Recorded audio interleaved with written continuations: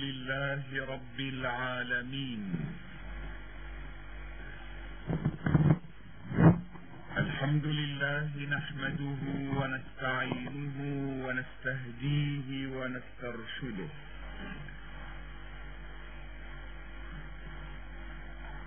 ونستعين به ونتوكل عليه، ونستغفره ونتوب إليه، ونعوذ بالله من شرور أنفسنا ومن سيئات أعمالنا. من يهده الله فلا مضل له،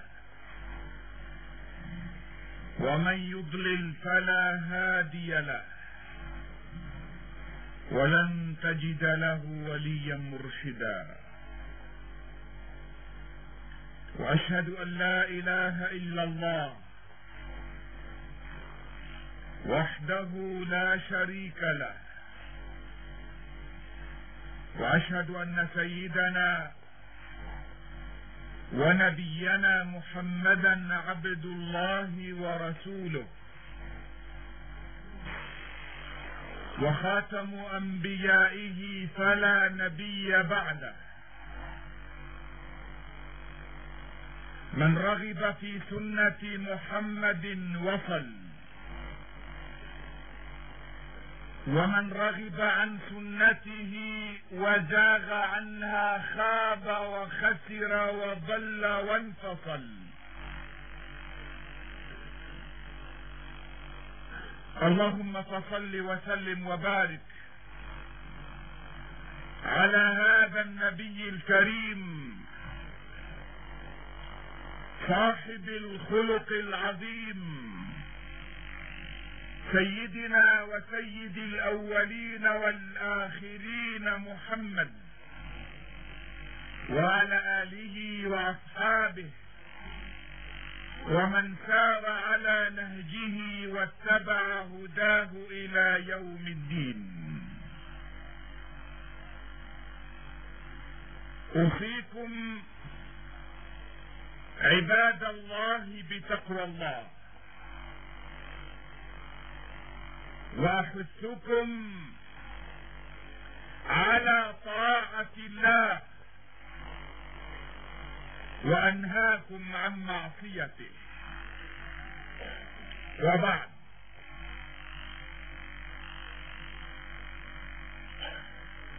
ايها الاخوة،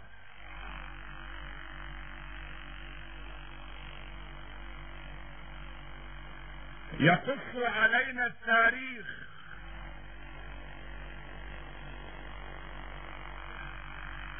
ان بعض الملل كانت تقول لاتباعها: اعتقد ثم اجتهد.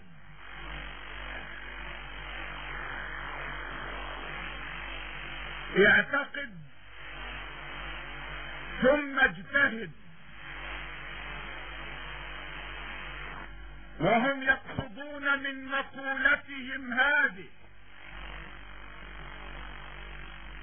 ما يقصده الآخرون من قولهم: استسلم ثم استعلم. وفي مفهوم السوق: اشتري ثم نقي. وعلى طريقة الامتحانات: اجب ثم فكر. لعلك ترى هذه القواعد والمفاهيم مقلوبة. نعم، لكنهم كانوا يتعمدون قلب هذه المفاهيم، يريدونك ان تعتقد ثم لا بأس بعد ذلك إن اجتهدت أم لم تجتهد. استسلم، ثم لا مانع أن تستعلم. اخطب المرأة، ثم بعد ذلك اسأل عنها وعن أهلها. انتسب إلى هذه الجماعة، ثم ابحث وفتش عنها. اشتري ثم نقي، أجب ثم فكر.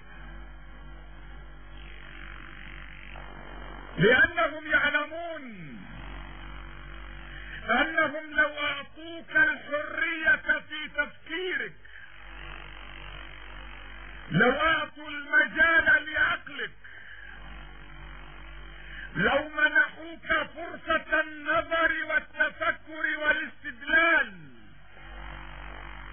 سترفض مبادئهم، ستتمرد على قيمهم، لأنها لا تتناسب مع فطرة الإنسان التي فطر الله الإنسان عليها. لذلك هم يريدونك ويريدون أن يأخذوك على حين غرة. اعتقد، استسلم، انتسب، اشتري، اجب، ثم لا يضرنا بعد ذلك لو اجتهدت او فكرت او بحثت او اخترت،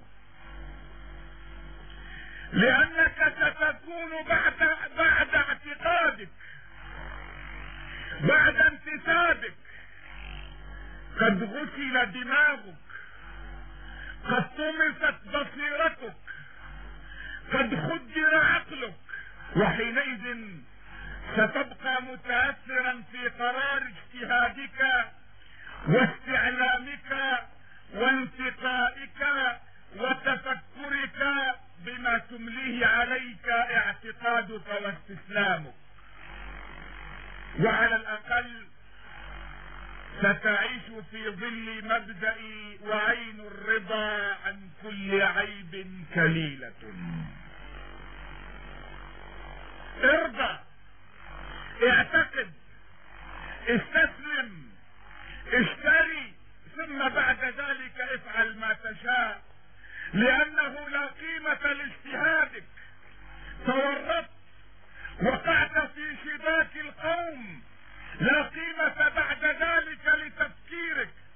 حتى لو اخترت، حتى لو اكتشفت عيوبا، لا مجال لرد البضاعة. ومع الأسف فهو التاريخ يعيد نفسه. الكثير من المسلمين، وإذا أردنا أن نكون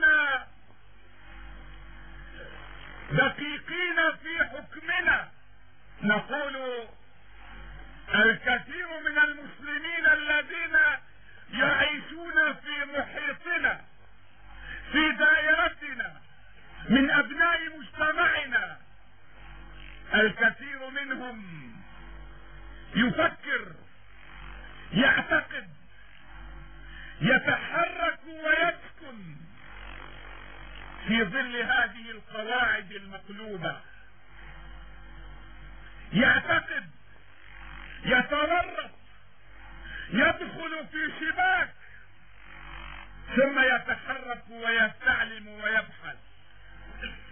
يخطب من جماعة، يتزوج منهم، ثم يستشير الآخرين ويبحث عن أسراره، عن أصالتهم، عن أخلاقهم، عن سلوكياتهم.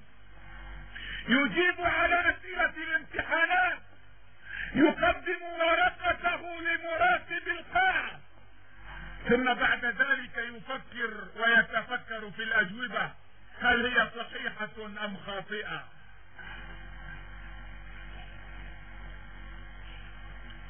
مع الأسف لقد أصبحنا في حالة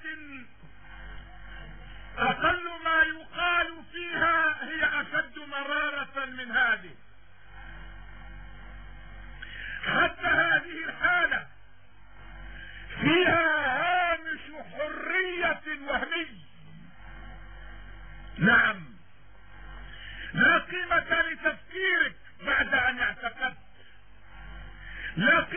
لعقلك بعد ان اجبت، لا قيمة لانتقائك بعد ان اشتريت. لكن على كل حال هناك نوع من رعاية مشاعرك. اعطوك الجماعة هامشا وهميا من الحرية، ما ارادوا ان يقولوا لك لست انسانا ولا تستحق ان تفكر، انما قالوا فكر بعد ان تتورط. اليوم حتى هذا الهامش الوهمي من الحرية في عقلنا، في تفكيرنا، في بحثنا، في تفتيشنا، حتى هذا الهامش قد سلب منا. اليوم نحن نطالب بنفس هذه المبادئ. اعتقد، كانوا يقولون اعتقد ثم اجتهد، استسلم ثم استعلم. الان نطالب اعتقد ثم يحرم عليك ان تجتهد. وقعت.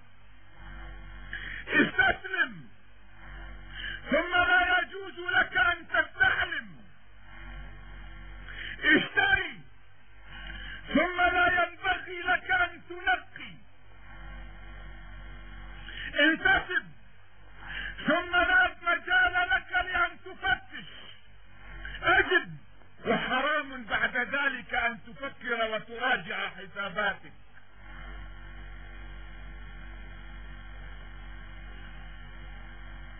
هكذا ايها الاخوة اصبح المسلمون مسلوبين العقل والفكر والمنطق. برأسي بعنق الكثيرين منا حبال يجرها اخرون الى المجهول، ولا يحق لنا حتى ان نسألهم، لا يحق لنا حتى ان نستفسر منهم الى اين سيأخذوننا. يقولون لنا دع عقلك، اترك عقلك وهات يدك واتبعنا. هكذا اتبعنا ولا تسألنا. كن بين يدي ايدينا كالميت بين يدي الغافل. ريح نفسك يا رجل، ما لك وللتفكير. حطها برقبة عالم واطلع منها سالم. هذه هي القاعدة التي من خلالها وضعت الأعنة في أعناقنا، وأنت تعلم أنه لا فرق بين بهيمة تقاد ورجل ينقاد. حطها القضية، المسألة، مصيرك، حياتك، مستقبلك، حطها برقبة عالم واطلع منها سالم. لا تعترض فتنفرد. ولذلك في عرف المسلمين او على الاقل في مجتمعنا العقلاء والذين يحتكمون الى الفكر والعلم هؤلاء محرومون من الفيض والبركة، لان الجهالة هي ام التقوى. هذه احدى القواعد، الجهالة ام التقوى. بمقدار ما تكون عاقلا عالما ذا مخ واسع تكون بعيدا عن ربك، بمقدار ما تكون ابلها احمقا جاهلا تكون قريبا من ربك. هكذا يقولون الجهالة ام التقوى. ولذلك العقلاء النظر والفكر والاستدلال محرومون من الفيض والبركة. هكذا أيها الإخوة وضع العقل والعلم والفكر والنظر والبحث في معتقلات ومعسكرات حرم علينا أن نخرج منها.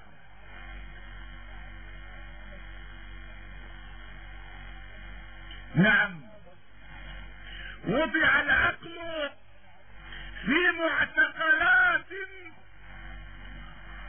وسمعت بالشمع الأحمر، وأوهم الناس أن أي احتكام للعلم للعقل للفكر للنظر هو تمرد على قداسة الآباء والأجداد وحقوقا بحقهم ورفضا لمكانتهم.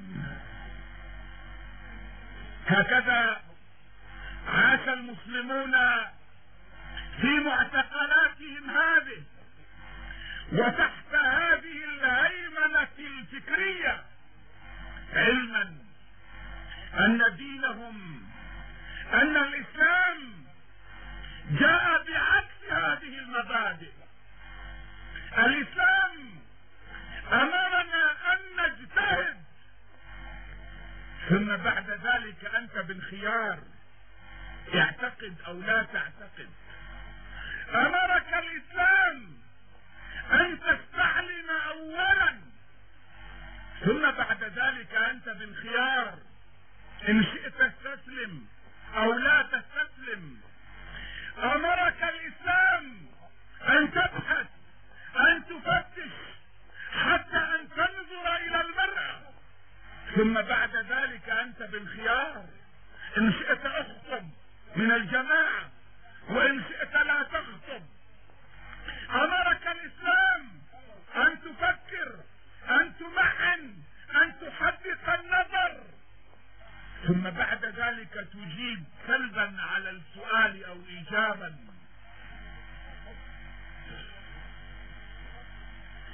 الإسلام علمنا أن الجهالة ليست هي أم التقوى كما يريد بعض تجار الدين أن يروجوها ليستجهلون ليستغفلون ليبقوا الحواجز بيننا وبين العلم. نعم، ليست الجهالة أم التقوى، ولكن أم التقوى وعماد التقوى وعماد الصلاح وعماد الدين وعماد رضا الله عنك هو العقل والعلم والفكر والنظر، كما قال رسول الله صلى الله عليه وسلم: ليس لك من صلاتك إلا ما عقلت. حتى صلاتك ليس لك حظ منها إلا ما عقلتها، إلا ما فهمتها، إلا ما استوعبتها، إلا ما تفكرت فيها، إلا ما عشت معها حياة روحية فموت فيها. ولذلك قال الله عز وجل: فاعلم أنه لا إله إلا الله. لو كان المطلوب منك أن تكون جاهلا، لو كان المطلوب منك أن تكون ببغاء تردد ما يقوله الآخرون، لقال الله لك: قل لا إله إلا الله. لم يقل هكذا، لم يقل لك قل لا إله إلا الله، إنما قال: فاعلم أنه لا إله إلا الله، ليعلمك أنه لا قيمة لكلمة تقولها إلا إذا استوعبت معناها وعلمت مضمونها. فاعلم أنه لا إله إلا الله، هل يستوي الذين يعلمون والذين لا يعلمون؟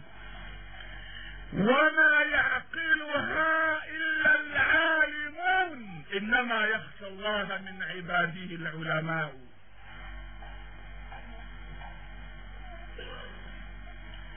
أيها الإخوة، إن الإسلام علمنا أن العقل هو عماد العقيدة وحارس الدعوة، وعلمنا أن العقل هو الذي يعطيك الحرية من الإكراه، والحرية من الإرغام والإجبار، والحرية من التبعية والتقليد، حتى لا تصير من أهل الضلال والخبال، وحتى لا يجعل القرآن عليك الرجس، لأنه قال ويجعل الرجس على الذين لا يعقلون. ويقول واصفا أولئك الذين عطلوا عقولهم وأفهامهم وقلوبهم وأحاسيسهم، يقول عنهم أولئك كالأنعام، أولئك كالأنعام بل هم أضل، أولئك هم الغافلون. الغافل البعيد عن قلبه، البعيد عن إدراكه، البعيد عن عقله، أولئك كالأنعام بل هم أضل. يقول رسول الله صلى الله عليه وسلم إن الرجل ليدرك بحسن خلقه درجة الصائم القائم، صائم النهار قائم الليل. إن الرجل ليدرك بحسن خلقه درجة الصائم القائم، ولا يتم لرجل حسن خلقه حتى يتم عقله. هذا هو الشاهد. إن الرجل ليبلغ بحسن خلقه درجة الصائم القائم، ولا يتم لرجل حسن خلقه حتى يتم عقله. إن الإسلام بين لنا أن حرية الإنسان في تفكيره، حرية الإنسان في عقله، حرية الإنسان في تفكيره هي الأداة التي من خلالها يصل إلى الله، وهي البوابة التي من خلالها ترتقي مكانته عند الله. لعلكم تستغربون متى كانت حرية التفكير، حرية العقل، حرية الإرادة، حرية الاستدلال، متى كانت هذه أداة للعروج؟ يقولون لنا إن هناك طقوسا معينة بمقدار ما تكثر منها تزداد قربا من الله، والآن أنت تقول لنا بمقدار ما تستعمل عقلك، تلتجئ إلى علمك، تعتمد على فطرتك، تحتكم إلى النظر والاستدلال، تزداد قربا من الله. إذا استغربتم فاسمعوا معي إلى قول الفجار في النار يوم قالوا وقالوا لو كنا نسمع أو نعقل ما كنا في أصحاب السعير. ما الذي ألقاهم في النار؟ ما الذي جعلهم من أصحاب السعير؟ ذاك من الجزئيات. ثم قضية عامة كلية ألقت بهؤلاء في النار، ما هي هي عدم استعمالهم لعقولهم، وقالوا لو كنا نسمع او نعقل ما كنا في اصحاب السعير. لذلك ولان الاسلام يريدك حرا في تفكيرك، حرا في ارادتك، حرا في نظرك، حرا في استدلالك. من اجل هذا لم يفرض الاسلام عليك خطابا معينا كذاك الخطاب الذي تفرضه الانظمة القمعية على شعوبها، يمنعونهم ان يتفكروا الا على طريقتهم، يمنعونهم ان يأكلوا الا حسب ما يشتهونه هم، يمنعونه ان يشربوا الا على ذوقهم، يمنعونهم ان يتحركوا ويسكنوا الا بتعليمات منهم، يمنعونهم ان يؤمنوا او يكفروا، يوحدوا او يشركوا الا بتوجيهات منهم، حتى اصبح الانسان ألعوبة وآلة يتحكمون بها بأجهزة تحكم عن بعد. لكن الإسلام أعطاك كل الحرية والاختيار لتستمع إلى أي قول. لم يفرض الإسلام عليك خطابا محددا، لم يفرض الإسلام عليك نظارة معينة ترى الدنيا من خلالها بلونها، إنما قال لك استمع لما تشاء، لكن لا تنسى أن لديك عقلا، حكم عقلك لتميز بين الطيب والخبيث وبين النافع والضار، كما قال تعالى فبشر عبادي الذين يستمعون القول. القول الإسلام، القول الإسلام الجنس، أي جنس القول. وآخرون يقولون إنه لاستغراق الأفراد، والعالمون بالنحو يعرفون الفرق بينهما، لا يهمون هذا الإشكال. على كل حال لو كان لاستغراق الأفراد أي كل فرد من أفراد القول، اسمع له،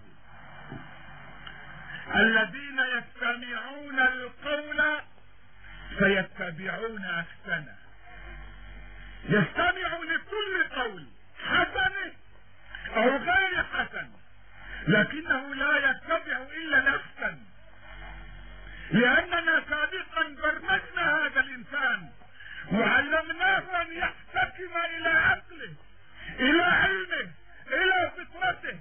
لذلك لا أخشى من ولدي هذا، لا أخشى من ابن شعبي هذا، بعد أن ربيته التربية السليمة أقول له اذهب إلى أين تشاء، اسمع إلى القول الذي تريد، لكن لا تتبع إلا الأحسن. إخوة الإيمان والعقيدة، إن الإسلام دين يرتكز على دعامة وفكرة أساسية جوهرية أصيلة، هي فكرة التوحيد. التوحيد الذي نعبر عنه بكلمة الشهادة لا إله إلا الله محمد رسول الله. هذا التوحيد هو وحده الذي يحررك من سلطان العبيد. التوحيد يحرم عليك الخضوع لغير الله، يحرم عليك الذل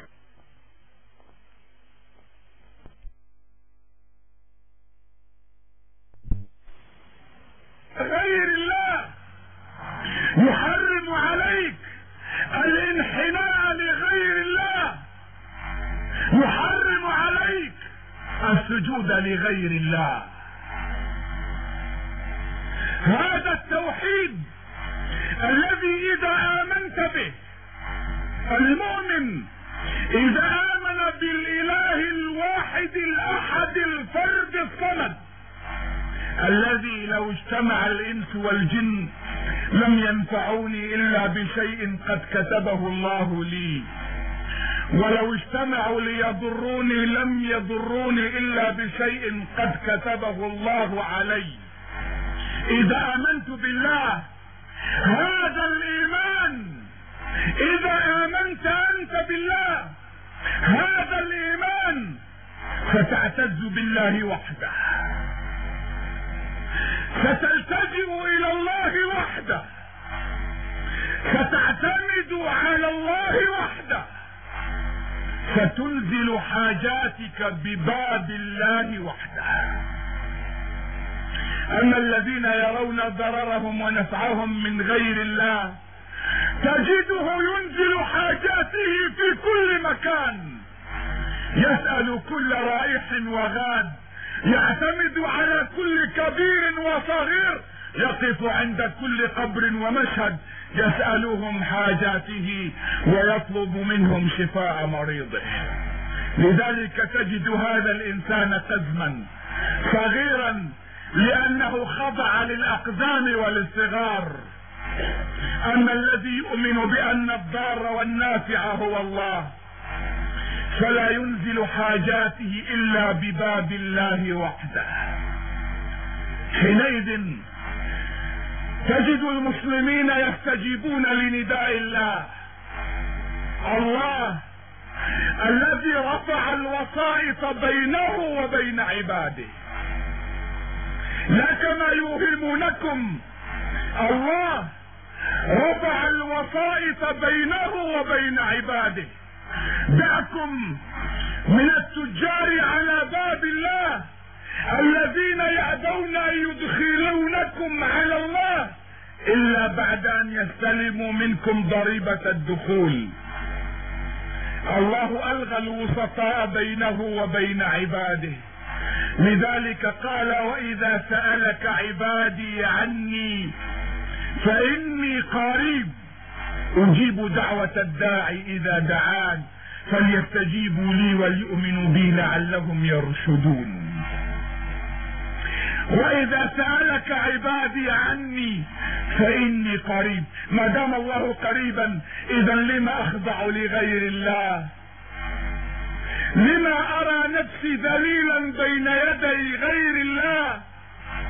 لما أبذل ماء وجهي أسأل غير الله؟ وإذا سألك عبادي عني قريب. لكن تجار الدين يقولون: وإذا سألت عن الله فإن الله بعيد لن تصل إليه إلا من خلالنا. أما الله فيقول: وإذا سألك عبادي عني فإني قريب أجيب دعوة الداعي إذا دعان.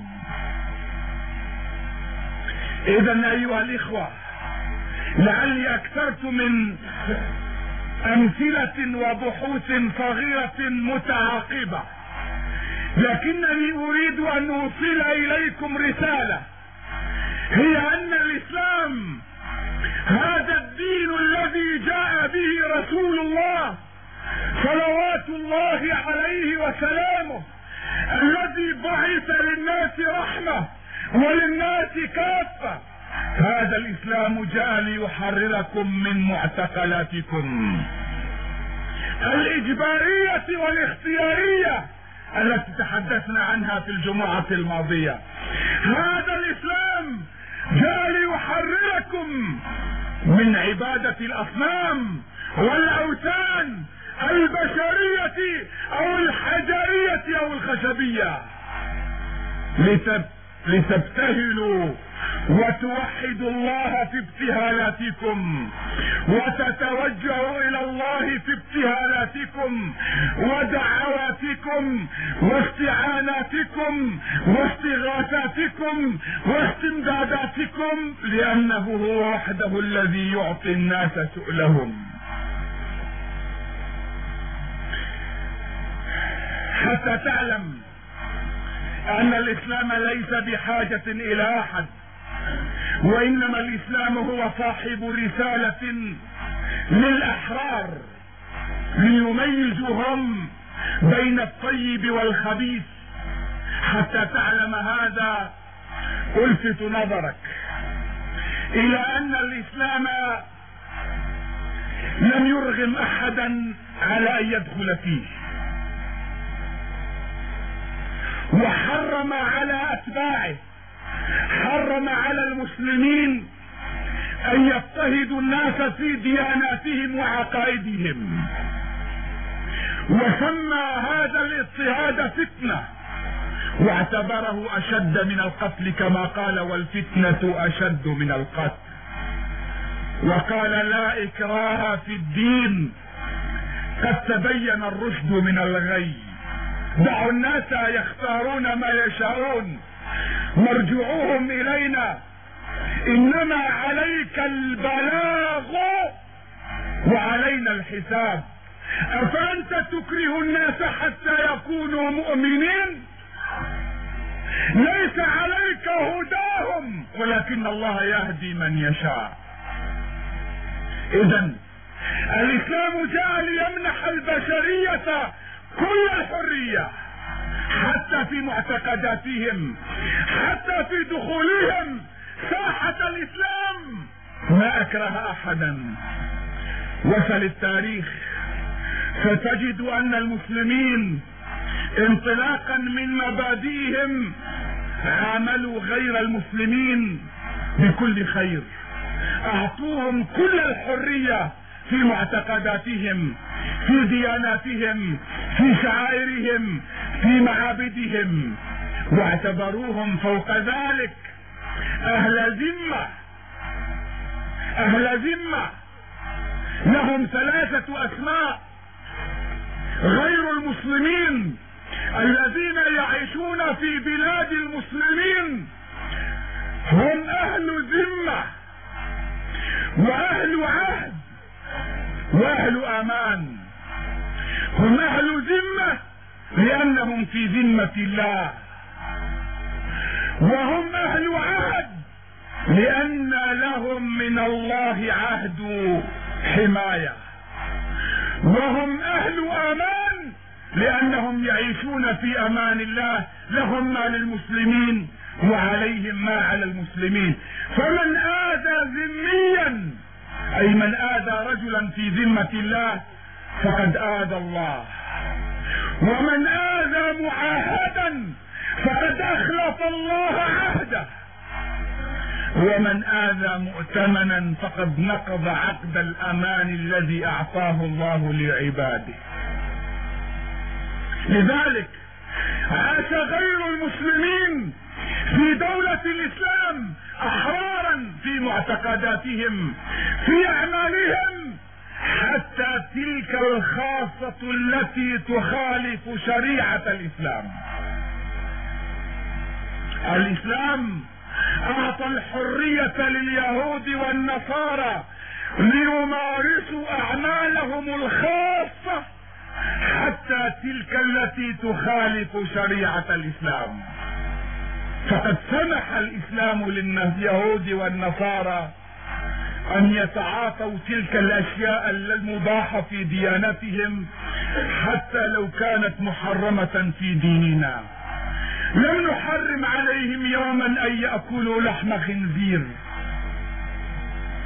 علما انه حرام في ديانتنا.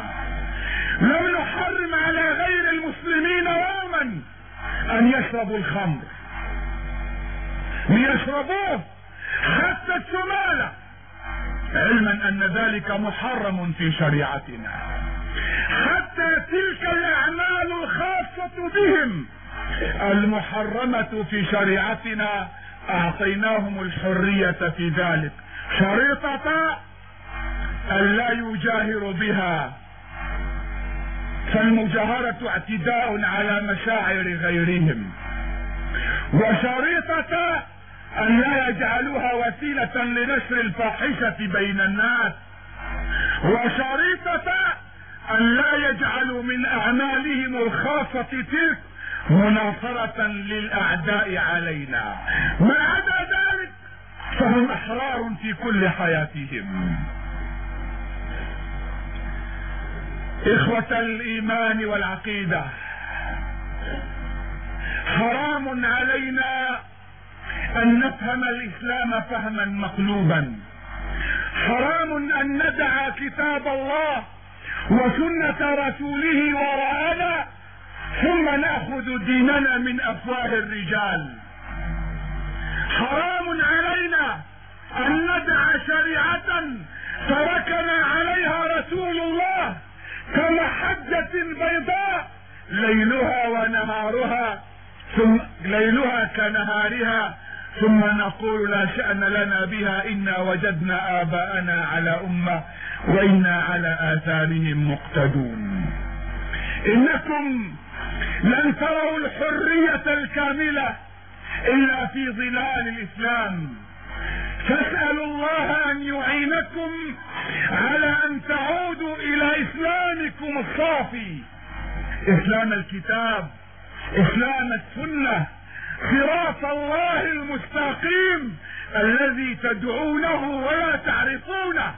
اهدنا الصراط المستقيم، ذلك الصراط الذي يأمر الله نبيه ليبينه لنا فيقول: قل إن هذا صراطي مستقيما فاتبعوه، مستقيما فاتبعوه ولا تتبعوا السبل. بالمناسبة خط النبي صلى الله عليه وسلم خطا مستقيما طويلا، وخط إلى جانبه خطوطا صغيرة من هنا وهناك، ثم قال لأصحابه: وأن هذا صراطي مستقيما فاتبعوه ولا تتبعوا السبل، لا تتبعوا الطرق هذه التي تذهب يمينا ويمنة ويسرة، هذا صراطي مستقيما فاتبعوه ولا تتبعوا السبل فتفرق بكم عن سبيله. أقول قولي هذا وأستغفر الله.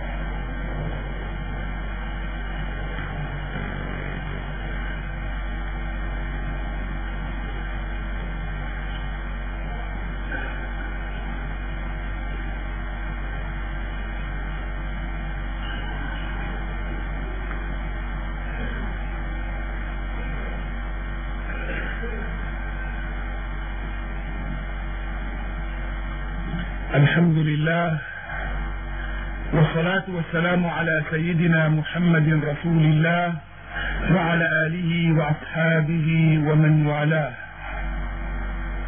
عباد الله، اتقوا الله واعلموا أن خير الحديث كلام الله، وخير الهدي هدي رسول الله، وشر الأمور محدثاتها، وكل محدثة بدعة، وكل بدعة في دين الله ضلالة، وكل ضلالة في النار. واعلموا أن الله صلى على نبيكم في قرآنكم فقال: إن الله وملائكته يصلون على النبي يا أيها الذين آمنوا صلوا عليه وسلموا تسليما.